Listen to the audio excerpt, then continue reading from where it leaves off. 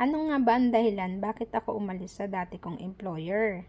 Ganito kasi yon, request talaga ako doon. Hello kay Luisa, siya yung pinalitan ko doon.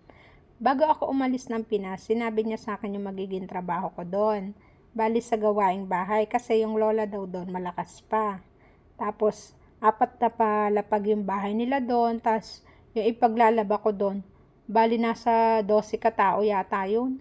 Tapos araw-araw, ganun, linis, nag-a-assist kay lola sa pagluluto. Tapos magliligpit pagkatapos nilang kumain. Tapos, ultimo yung pambahay nila. Gusto pa planchahin ko pa, mga ganyan. Tapos, okay lang naman sana doon. Ang problema talaga is yung sobrang sungit ng lola doon. Yung sa sobrang sungit niya, minsan pag naiinis na siya sa akin, binabatukan niya ako, hinahampas niya yung kamay ko pag nagkakamali ako. 'Di ba? Tapos hanggang sa nalaman ko nung binisita ako ng labor na hindi pala talaga yung lola na yon yung magiging alaga ko. Bali yung alaga ko dapat talaga ay nasa nursing home. Tapos every time na sinasaktan ako ng lola, nagsasabi ako sa broker ko na sinaktan na naman ako ni lola. Tapos sasabihin niya sa akin, sige daw, i-chat niya si Cheche. Kaso, ang mga anak ni lola, takot din sa kanya. Tapos, nung huling beses na sinaktan na naman niya ako, tinulak niya ako.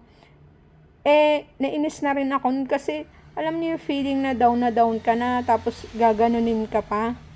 Yun, sobrang inis na rin ako, nagpipigil ako ng inis sa kanya.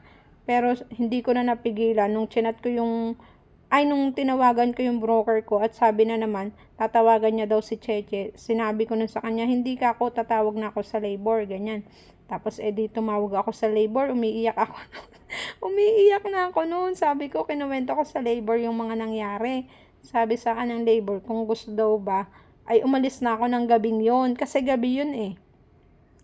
Kung papupuntahan na daw ba ako sa pulis. Sabi ko, hindi naman kailangan ng pulis. Parang, ang OA no?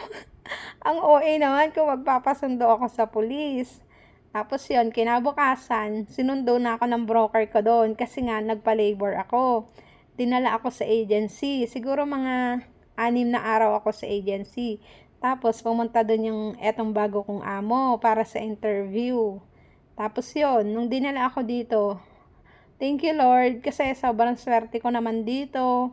Yung tipong pag nakikita niya ako minsan nagwawalis, sinasabi niya siya na daw yung magwawalis, bantayan ko daw yung nanay niya, ganyan. O, diba?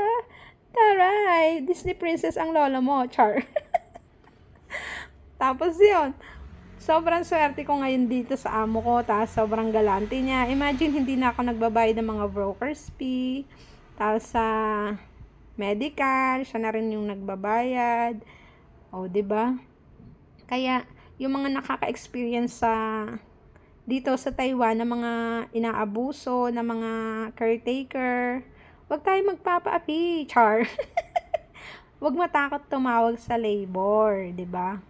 Kasi nung time talaga na nandun ako sa dati kong employer, grabe, sobra talaga ang pagod ko doon, sobra ang paghihirap ko doon, sobra din yung stress ko doon, yung tipong tuwing hapon, tuwing gabi na matatapos na yung trabaho ko, pagpasok ko sa kwarto, mapapasabi na lang ako, hi, thank you Lord, natapos na po ulit ang isang araw, ganyan. Tapos lagi akong tumatawag sa nanay ko noon, tsaka sa anak ko, umiiyak, ganyan-ganyan. Hanggang sa sinabi na ng tatay ko kung hindi ko daw kaya, umuwi na daw ako. Kaso, naisip ko naman, syempre, yung mga nagastos ko doon, 'di ba? Mga inutang ko pa, hindi pa ako nakakabayad. Kaya, sa mga caretaker dyan, laban lang tayo, okay? Thank you for watching. Bye-bye!